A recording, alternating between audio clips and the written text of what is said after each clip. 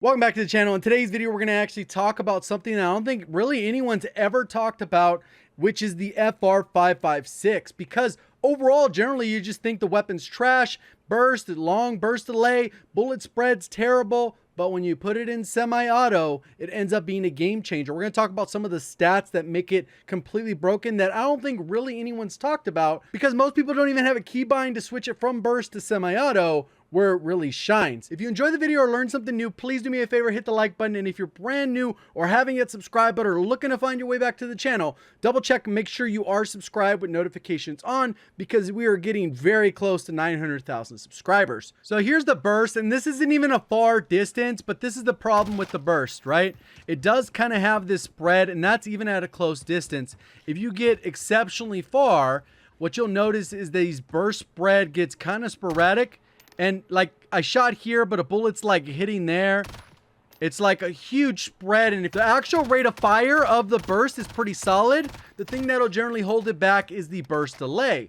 But once we put that in semi-auto, you don't really have to worry about that.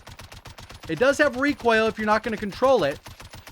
I'm just doing this so you can see the rate of fire. And this gets particularly important because a while back, they ended up modifying the FR556 so that it no longer has a damage drop-off, which means it does the same damage from 0 to infinity everywhere in Warzone. It will do 40 to the body, anywhere on the body because it's 5.56, and then it does 64 to the head, which means it's always 4 to 7 shots to kill. And bring the number of shots to kill down, all you need is one headshot to get a 6-shot time to kill, and that is from 0 to infinity. And obviously some people will say, well, the recoil is kind of nuts.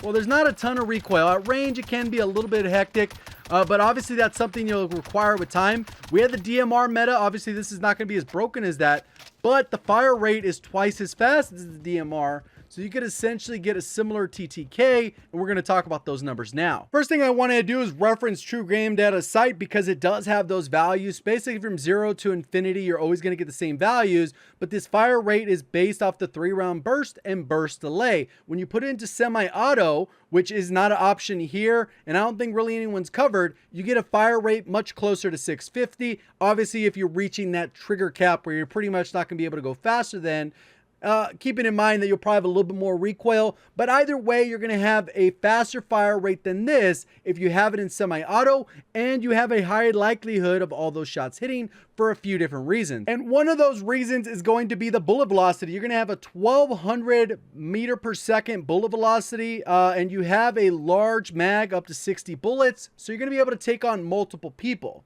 Let's go ahead and talk a little bit about how the TTK works into this and how many shots you need to land for various TTKs. So what ends up happening is you end up with that 4 to 7 shots to kill, which I kind of already talked about. 64 into 250, that means you're only landing headshots. And then with the 40 damage pretty much everywhere else, even in the toe, it'll take at max 7 shots to kill, even at infinity, which means generally in 4 shots, no matter where you hit them, you're going to break armor, and 3 additional shots, you'll finish them off, unless you manage to get at least 1 headshot, and then it'll cut the time to kill from 7 down to 6. And when you compare this to the fastest fire rate possible at 658 rounds per minute, you end up with a TTK slow end of 547 at all distances. If you manage to get all headshots, you can get a TTK as low as 274.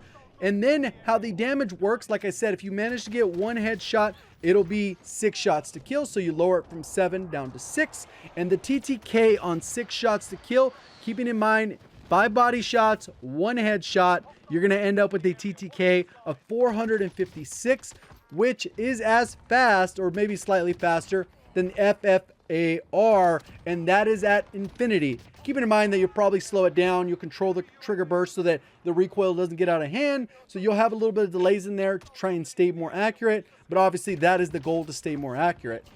If you ended up getting 3 headshots somehow in the mix, it would drop the TTK down to 5 shots, which would be 365. And then if you were just a god and just somehow got good luck and you managed to only hit headshots, it would be 182 milliseconds, because it would be that fast in terms of TTK.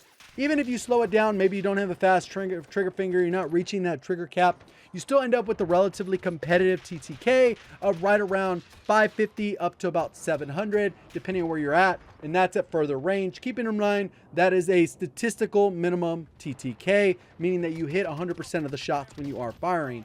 The thing that will help this out compared to some of the other weapons that are currently within the meta is the bullet velocity, particularly at range, because you're going to actually almost feel like hit scan a lot of the times. You can shoot people out of the air. You're not going to have to necessarily lead the shot quite as much as you're used to with whether the M16, the AUG, or AMAX. All of those have relatively slow bullet velocity compared to some of the Modern Warfare guns that are sometimes in the 1250 to 1400 meters per second range, like the Kilo, Grau, and the FR556. So will this take over the meta? I don't think so, just because the M16 and the AUG are just a little bit too easy to use. But if you wanted something to mix it up, this thing works for infinite range. So if you really want to just semi-tap someone, no matter how far they are away, as long as you're getting hit markers, you're going to end up killing them within 7 shots, which is kind of disgusting compared to a lot of the weapons that are in the game often take 12 to 14 at range. And on top of that, most people aren't a fan of semi-automatic weapons,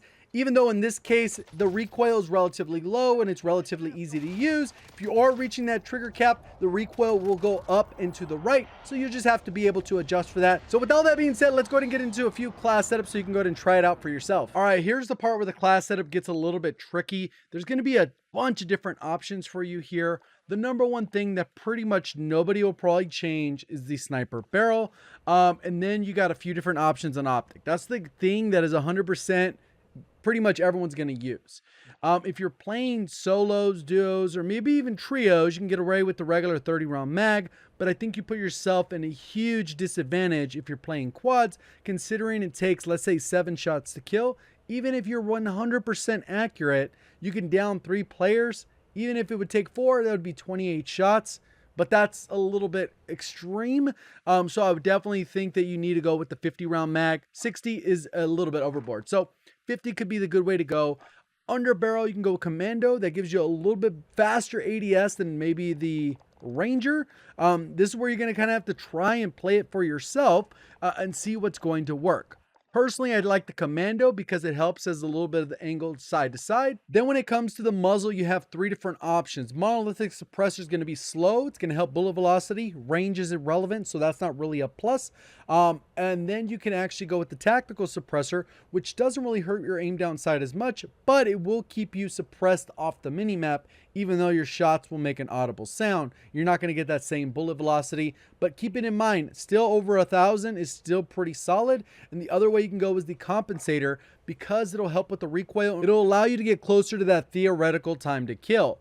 Now that you've done that, you can kind of go with whatever optic you want. I tried it with the Corp Combat Sight Hollow with the blue dot. I think it felt pretty good. I like the VOK a lot. There are other benefits. I think the one that's off the floor loot is a solo NVG enhance. A little bit slower, but it doesn't feel like it has a lot of recoil. And then the other one that a lot of people tend to like is the Candid Hybrid. One thing, obviously, this is going to be used primarily at longer ranges. So there's not going to be a lot of situations where you're going to really be forced or penalized because you have a really slow aim down sight. Realistically, the aim down sight's going to be a little bit slower than we're seeing with the AUG and the M16, but when you have it in a build like this, you're definitely going to be able to hit those shots a little bit more consistent.